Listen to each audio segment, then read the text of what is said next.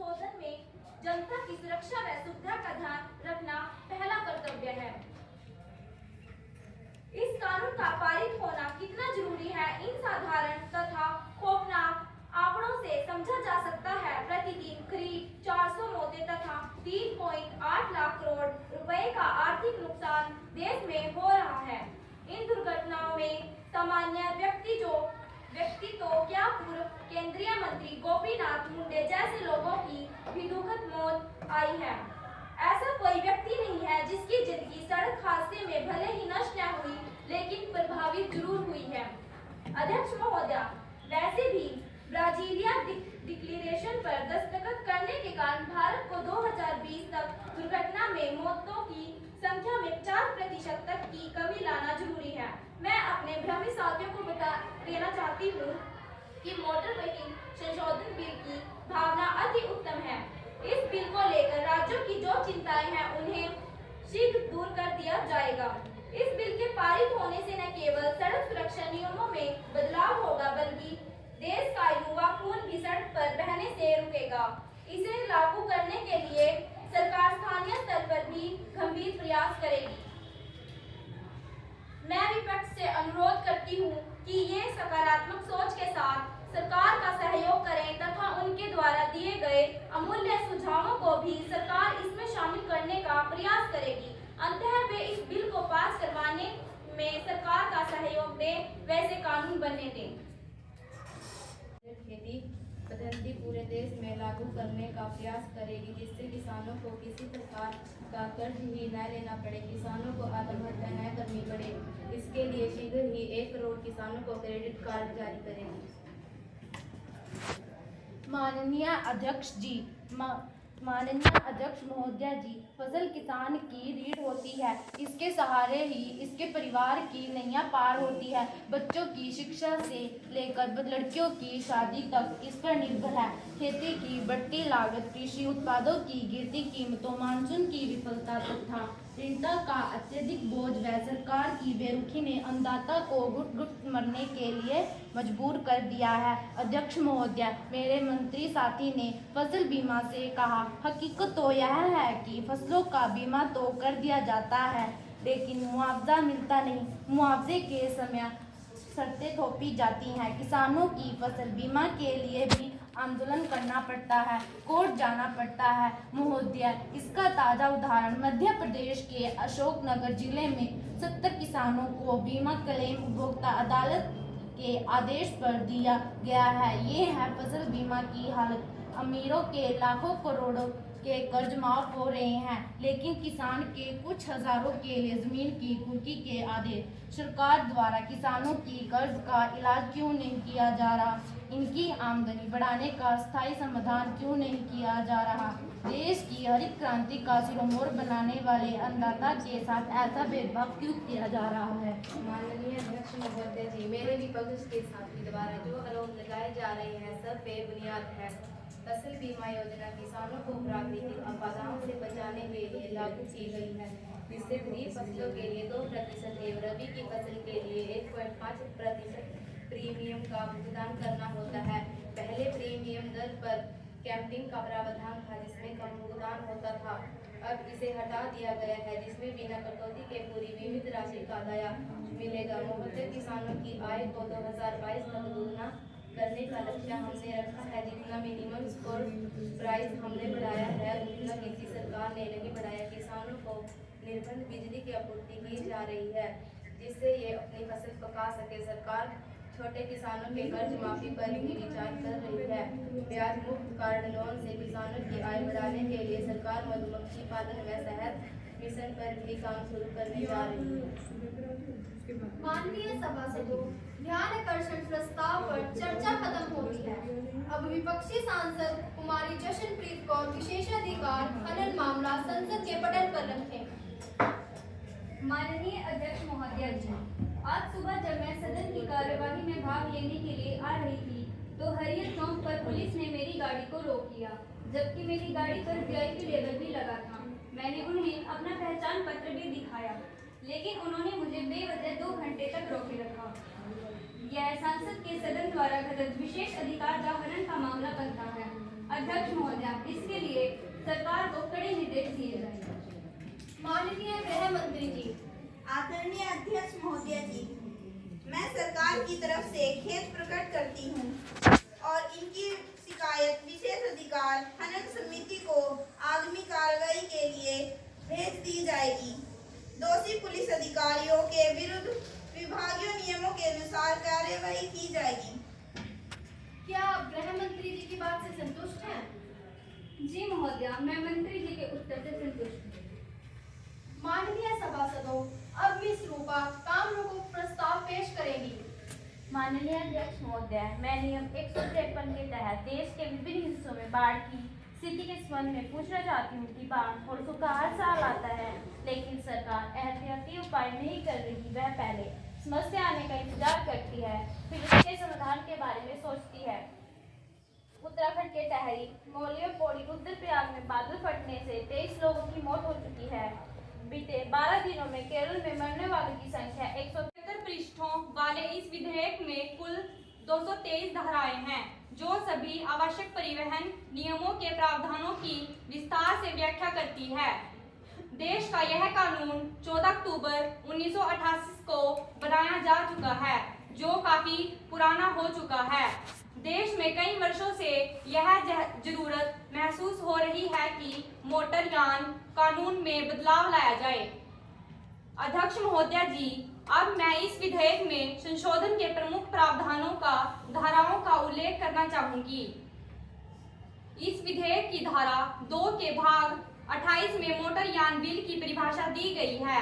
धारा 3 व 4 में ड्राइविंग लाइसेंस तथा आयु सीमा संबंधी निर्देश दिए गए हैं, जबकि धारा नंबर 132 में ड्राइवर के कर्तव्यों को दर्शाया गया है।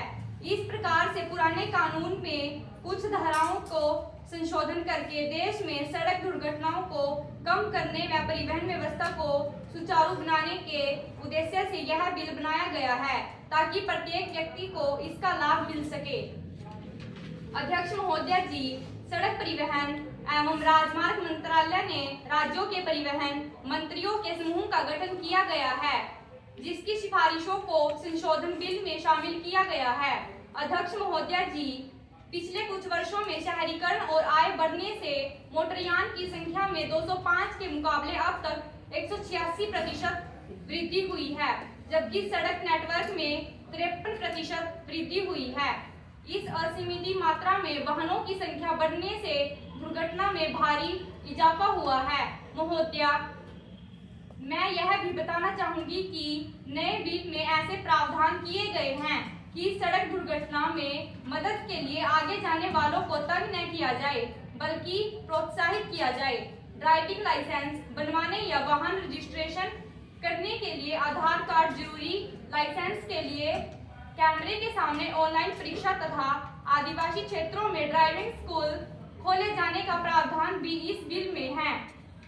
महोदया, पहली बार दिव्यांगों के लिए भी स्पेशल व्हीकल का निर्माण करवाने का प्रावधान भी किया गया है। नए विधेयक ने न केवल भारी जुर्माने का प्रावधान किया है, बल्कि सड़क दुर्घटना में मौत पर न्यूनतम मुआवजे भी 25,000 से बढ़ाकर 1.5 लाख कर दिया गया है। यह विधेयक सड़कों को सुरक्षित बनाने और लाखों निर्दोष लोगों की जान बचाने की दिशा में ऐतिहासिक कदम साबित होगा। इस विधेयक पर पूर्ण विश्वास है कि इस सदन का प्रत्येक सदस्य, चाहे वह किसी भी दल का हो, इन्हें अपना पूर्ण समर्थन देगा। आदरणीय सभासदों, इस विधेयक का प्रथम वाचन समाप्त होता है। द्वितीय वाचन कल सुबह 11 बजे होगा। तब तक के लिए सदन की कार्यवाही स्थगित की जाती है। इस बिल की धारा 4 में धारा ए में 18 वर्ष से कम उम्र के लोगों के लिए वाहन न चलाने का प्रावधान तथा धारा 5 में ऐसे लोगों के लिए वाहन चलाने पर माता पिता या वाहन मालिक के खिलाफ कार्रवाई का प्रावधान है। बदले वैज्ञानिक युग में आज युवा पीढ़ी को स्कूल कॉलेजों में जाने के लिए वाहन की आवश्यकता होती है। वे 18 वर्ष तक इंतजार नहीं कर सकते। सरकार ऐसा करके युवा पीढ़ी के सपनों को नष्ट कर रही है। ऐसी क्या गारंटी है कि माता पिता के खिलाफ कार्रवाई करने से में कमी आ जाएगी।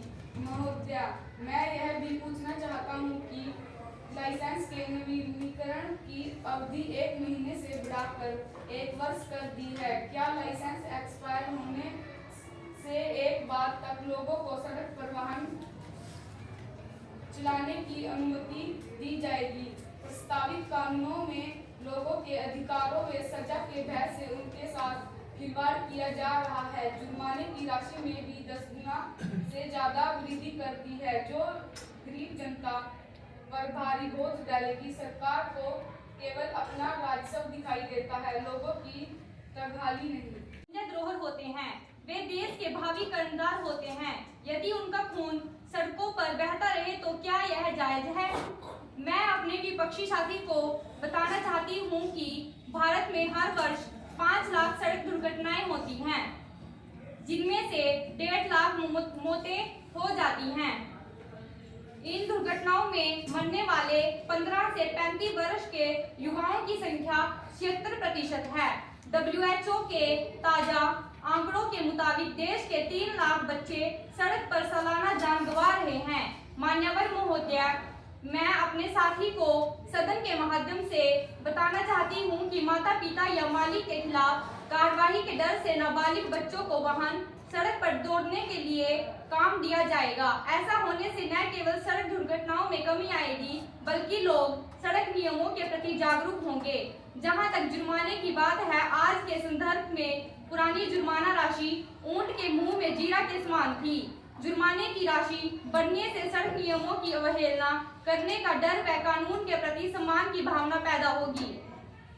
शुल्क भी अदा करेंगे, इसमें डीलरों को लाभ पहुंचाने जैसी कोई बात नहीं। सिर्फ वाहन प्रतियोगिताओं को झंझटों से छुटकारा दिलवाने के लिए ऐसा किया गया है।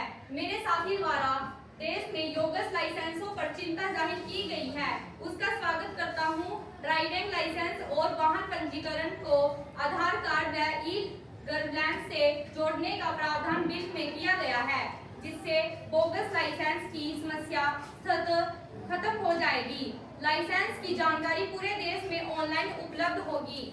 हमने बिल में अनिवार्य किया है कि ड्राइविंग टेस्ट पास करने के 3 दिन भीतर लाइसेंस जारी किया जाए। इसमें सिस्टम पारदर्शिता बढ़ेगी व भ्रष्टाचार पर अंकुश लगेगा। तीसरे मेरे विपक्षी जहन में है, बताना चाहती हूं कि 18 राज्यों के परिवहन मंत्रियों की सहमति से बिल का प्रारूप तैयार हुआ है। केंद्र सरकार के राज्य के अधिकारियों में कोई दखल अंदाजी नहीं करेगी। यह राज्यों की इच्छाओं पर निर्भर होगा कि वे इस बिल को लागू करना चाहें या नहीं। इस बिल को संसद भी स्थायी समिति एवं ज्वाइंट सिलेक्शन कमेटी के पास भी भेजा गया था, जिसकी सिफारिशों को संशोधन में जनता की सुरक्षा व सुविधा का ध्यान रखना पहला कर्तव्य है। इस कानून का पारित होना कितना जरूरी है, इन साधारण तथा खौफनाक आंकड़ों से समझा जा सकता है। प्रतिदिन करीब 400 मौतें तथा 3.8 लाख करोड़ रुपए का आर्थिक नुकसान देश में हो रहा है। इन दुर्घटनाओं में सामान्य व्यक्ति तो क्या पूर्व केंद्रीय मंत्री गोपीनाथ मुंडे जैसे लोगों की भी दुखद मौत आई है। ऐसा कोई व्यक्ति नहीं है जिसकी जिंदगी सड़क हादसे में भले ही नष्ट न हुई, लेकिन प्रभावित जरूर हुई है। अध्यक्ष महोदया, वैसे भी ब्राजीलिया डिक्लेरेशन पर दस्तखत करने के कारण भारत को 2020 तक दुर्घटना में मौतों की संख्या में 50% तक की कमी लाना जरूरी है। मैं अपने भ्रमित साथियों को बता देना चाहती हूँ कि मोटर व्हीकल संशोधन बिल की भावना अति उत्तम है। इस बिल को लेकर राज्यों की जो चिंताएं हैं, उन्हें शीघ्र दूर कर दिया जाएगा। इस बिल के पारित होने से न केवल सड़क सुरक्षा नियमों में बदलाव होगा, बल्कि देश का युवा खून भी सड़क पर बहने से रुकेगा। इसे लागू करने के लिए सरकार स्थानीय स्तर पर भी गंभीर प्रयास करेगी। मैं विपक्ष से अनुरोध करती हूँ कि ये सकारात्मक सोच के साथ सरकार का सहयोग करें तथा उनके द्वारा दिए गए अमूल्य सुझावों को भी सरकार इसमें शामिल करने का प्रयास करेगी। अंततः वे इस बिल को पास करवाने में सरकार का सहयोग दें, वैसे कानून बनने दें।